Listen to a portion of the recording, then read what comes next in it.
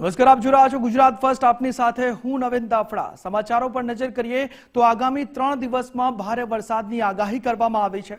સૌરાષ્ટ્ર અને કચ્છમાં ભારે વરસાદની ચેતવણી આપવામાં આવી છે. આજની વાત કરીએ તો આજે સુરત, ડાંગ, નવસારી, તાપીમાં રેડ એલર્ટ આપવામાં આવ્યું છે. અરવલ્લી, દાહોદ, નર્મદા, ભરૂચમાં ઓરેન્જ એલર્ટ આપવામાં આવ્યું છે. રાજકોટ અને ભાવનગર જિલ્લામાં પણ ભારે વરસાદની આગાહી. 20 થી 25 કિલોમીટરની ઝડપે પવન ફૂંકાશે. માછીમારોને પણ આગામી 7 દિવસ દરિયો ન ખેડવા સૂચના આપવામાં આવી છે અને બંદરો પર 3 નંબરનું સિગ્નલ લગાવી દેવામાં આવ્યું છે. અમદાવાદ અને ગાંધીનગરની વાત કરીએ તો અમદાવાદ અને ગાંધીનગરમાં હળવાથી મધ્યમ વરસાદની આગાહી કરવામાં આવી છે. आने वाला अगले 7 दिन के लिए 3 जुलाई से लेकर 9 जुलाई तक आज अगले 3 दिन हमारा जो गुजरात रीजन है heavy to very heavy with extremely heavy rainfall का वार्निंग दिया गया है और सौराष्ट्र कच्छ में अगले 2 दिन के लिए heavy to very heavy with extremely heavy rainfall का वार्निंग दिया गया है. इसमें जो हेवी रेनफॉल है येलो कलर का वार्निंग है, वेरी हेवी का ऑरेंज वार्निंग के साथ दिया गया है. जो एक्सट्रीमली हेवी रेनफॉल है रेड वार्निंग का साथ दिया गया है.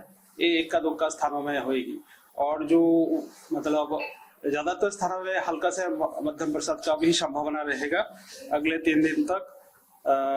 इसके बाद अनेक स्थानों में रहेगा गुजरात रीजन में और आज ज्यादातर स्थानों में सौराष्ट्र कच्छ में रहेगा. उसके आगे अनेक स्थानों में अगले 3 दिन तक अनेक स्थानों में हल्का से मध्यम बरसात का भी संभावना रहेगा. રાજ્યમાં આગામી 3 કલાકનું નાવકાસ્ટ જાહેર. રાજ્યના 12 જિલ્લામાં આગામી 3 કલાક રેડ એલર્ટ આપવામાં આવ્યું છે.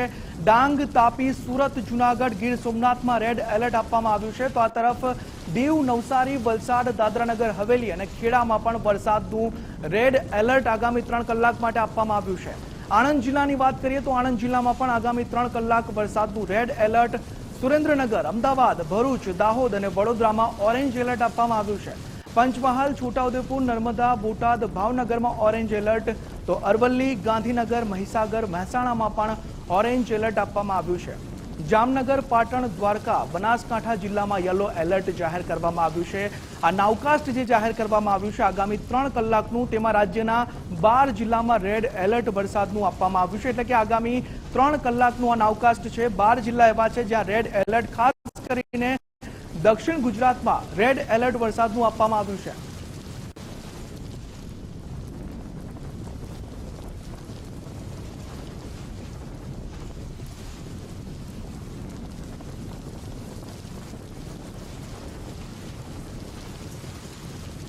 તો સંવાદદાતા ઉમંગ ન્યૂઝરૂમથી લાઈવ અમારી સાથે જોડાયા છે. ઉમંગ, હવામાન વિભાગે આગામી 3 કલાકનું આ નાવકાસ્ટ જાહેર કર્યું છે. 12 જિલ્લામાં રેડ એલર્ટ છે. ખાસ કરીને દક્ષિણ ગુજરાતમાં આપવામાં આવ્યું છે વરસાદનું રેડ એલર્ટ.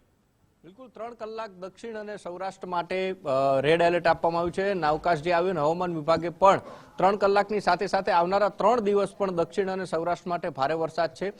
મધ્ય ગુજરાતની વાત કરીએ તો મધ્ય ગુજરાતમાં ક્યાંક છૂટોછવાયો વરસાદ એટલે કે ઓરેન્જ એલર્ટ છે અને બીજા જે જિલ્લાઓ છે ત્યાં નહિવત વરસાદ દેખાય તેવું હવામાન વિભાગનું કહેવું છે. વિંડી મારફતે જો આપણે સમજીએ તો અત્યારે 3 તારીખ અને 2 વાગ્યાનો સમય છે. જેમ જેમ સમય પસાર થતો જાય છે એમ 4 વાગ્યા સુધી આમ જોઈએ તો આપણે આ જે વરસાદી માહોલ છે અમદાવાદમાં પણ છૂટો છવાયો વરસાદ રહે, પરંતુ ખાસ કરીને જુનાગઢ, વેરાવળ અને સાથે જ આ જુનાગઢ જે છે વેરાવળ છે, પછી આ બાજુ સુરત આપણે જોઈએ, આ જુનાગઢ અને વેરાવળ, સુરત, વાપી આ બાજુ વધારે વરસાદ રહે તેવી હવામાન વિભાગની આગાહી કરવામાં આવી છે. અને એ જ આગાહીના પગલે મહુવા એટલે કે ભાવનગર અને ત્યાં આગળ પણ એનડીઆરએફની ટીમ છે તૈનાત કરી દેવામાં છે. 30 જવાનોની ટીમ છે તૈનાત કરી દેવામાં આવી છે. આવનારા 3 કલાક આ આખો જે ઝોન છે એટલે કે અહીંથી લઈ જુનાગઢ, વેરાવળ, મહુવા, સુરત, વાપી, વલસાડ એટલે સૌરાષ્ટ્ર અને દક્ષિણ એ બંનેમાં ભારેથી અતિ ભારે વરસાદ વરસી શકે છે તેવું નાવકાસ્ટ છે એ હવામાન વિભાગ થકી જાહેર કરવામાં આવ્યું છે. નાવકાસ્ટ આપણે જોઈ લઈએ કે 3 કલાકનું જે નાવકાસ્ટ આપવામાં આવ્યું છે.